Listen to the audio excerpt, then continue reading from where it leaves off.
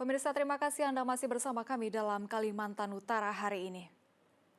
Berikut kami hadirkan informasi menarik lainnya dari seputar wilayah di Pulau Kalimantan. Selengkapnya dalam segmen Lintas Borneo.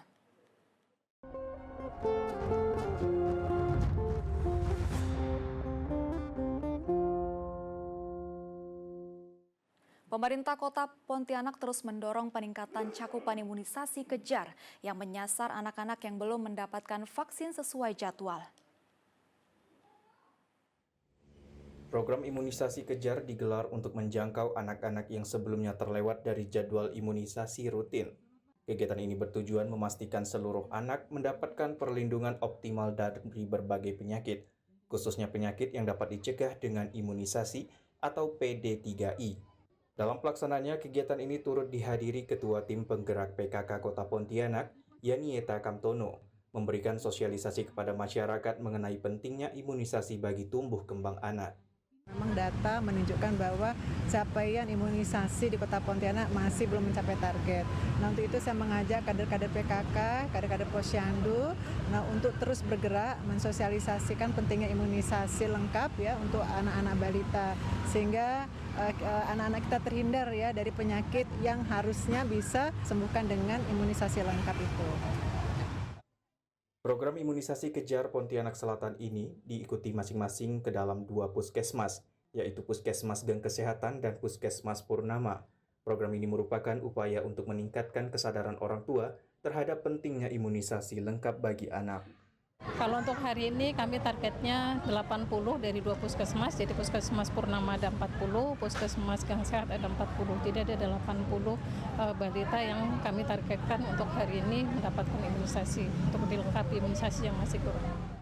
Melalui kegiatan ini diharapkan tidak ada lagi anak yang tertinggal dalam mendapatkan imunisasi, sehingga kesehatan anak di Kota Pontianak dapat terus terjaga.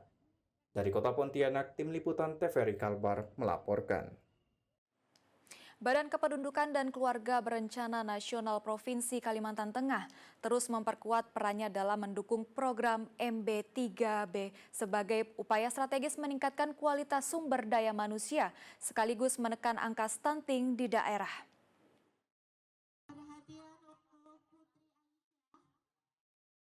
Program MBG 3B yang menitikberatkan pada makan bergizi, gizi seimbang dan gerakan bersama menjadi salah satu langkah terpadu yang melibatkan lintas sektor termasuk peran aktif BKKBN dalam edukasi keluarga dan pendampingan masyarakat. Dalam implementasinya, BKKBN Kalimantan Tengah mengoptimalkan peran tim pendamping keluarga yang turun langsung ke lapangan untuk memberikan edukasi, melakukan pemantauan tumbuh kembang anak, serta mendampingi keluarga berisiko stunting. Memastikan bahwa teman-teman SPPG itu mendistribusikan untuk 3B. 3B itu siapa? Ibu hamil, ibu menyusui, balita non-PAUD. Dan setiap SPPG itu berdasarkan Perpres 115 itu haknya itu ada 500 porsi.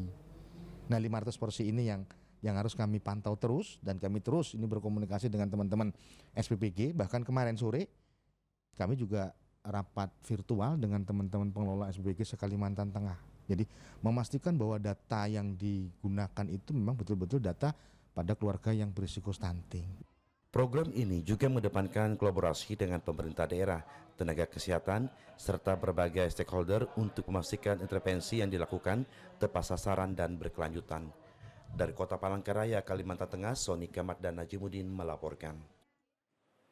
Pemerintah terus melakukan kampanye terhadap stunting, mengurai persoalan pokok tumbuh kembang anak dengan mengunjungi sekolah-sekolah.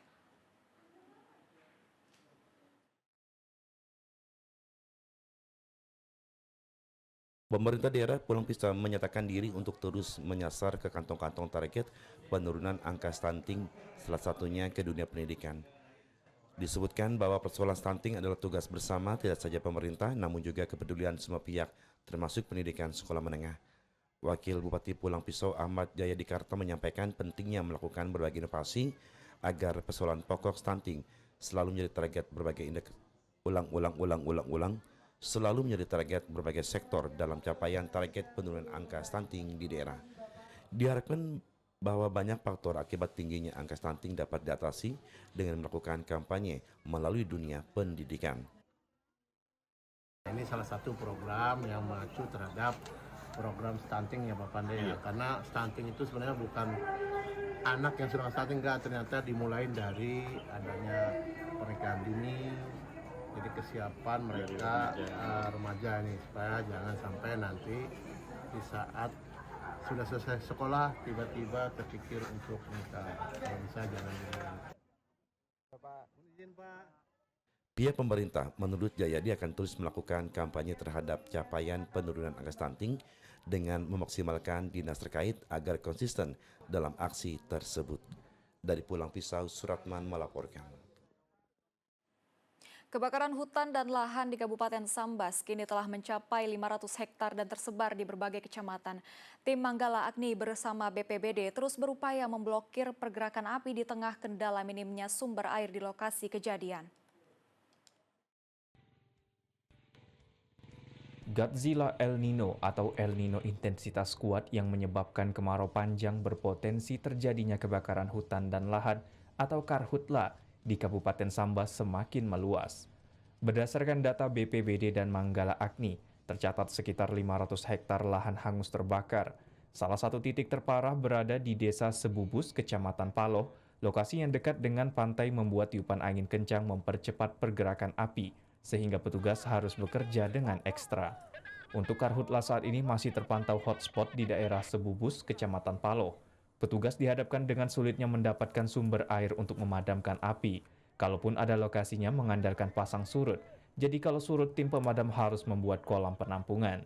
Selain Paloh, api juga menyasar wilayah Selakau Timur, Tempapan Hulu, hingga wilayah Sajingan Besar. Selain faktor alam, karhutla disebabkan karena kelalaian manusia. Wakil Ketua DPRD Kabupaten Sambas, Sehan Ar-Rahman menghimbau masyarakat untuk tidak membuka lahan dengan cara membakar. Kepada petani juga diminta untuk tidak membuang puntung rokok sembarangan karena sekarang sudah memasuki musim kemarau yang sangat kering. Kita juga minta kepada petani-petani yang membuka lahan untuk tidak membuang puntung rokok sembarangan karena itu bisa menyebabkan kebakaran. Dan kita sekarang ini sudah memasuki musim kemarau dan juga kita sudah beberapa kali mengalami kebakaran-kebakaran hutan, di mana hutan itu sendiri ada di antaranya perkebunan masyarakat, kebun sawit, kebun karet. Untuk itu kita sama-sama menjaga agar tidak membuka lahan dengan cara membakar. Dampak kebakaran ini menyebabkan warga merugi akibat kebun sawit dan karet siap panen ludes terbakar. Kedepan, Manggala Agni akan memperketat patroli dan meminta pihak perusahaan membantu penyediaan lumbung air. Meski terkendala air, petugas berhasil memblokir api agar tidak meluas ke pemukiman penduduk. Diimbau tetap waspada dan tidak melakukan aktivitas yang memicu percikan api. Dari Kabupaten Sambas, Roni melaporkan.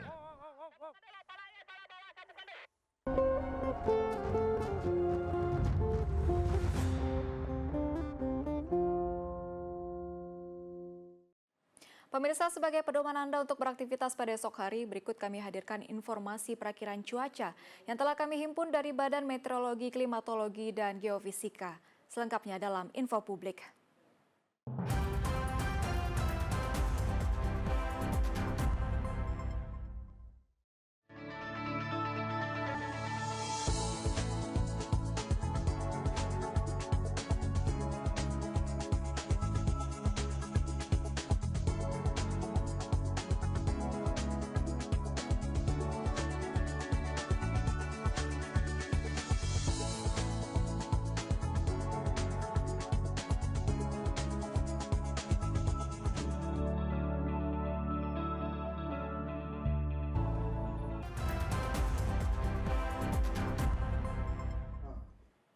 Dan bagi Anda yang baru saja bergabung bersama kami dalam Kalimantan Utara hari ini, berikut akan kami hadirkan kembali ringkasan berita utama hari ini.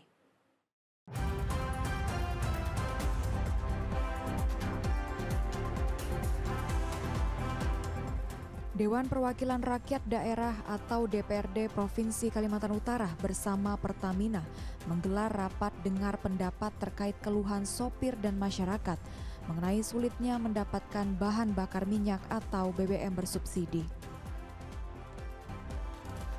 Peringatan Hari Kartini menjadi momentum untuk memperkuat peran perempuan dalam pembangunan daerah.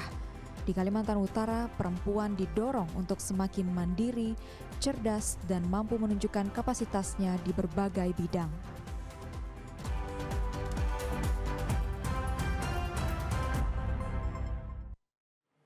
Ringkasan berita utama tadi sekaligus menjadi akhir dari kebersamaan kita dalam Kalimantan Utara hari ini. Saksikan kembali Kalimantan Utara, hadir setiap hari pukul 16.30 waktu Indonesia Tengah, hanya di kanal 30 digital atau di live streaming Instagram dan YouTube TVRI Kalimantan Utara. Kami segenap kru TVRI Kalimantan Utara mengucapkan selamat Hari Kartini untuk seluruh perempuan hebat di Indonesia.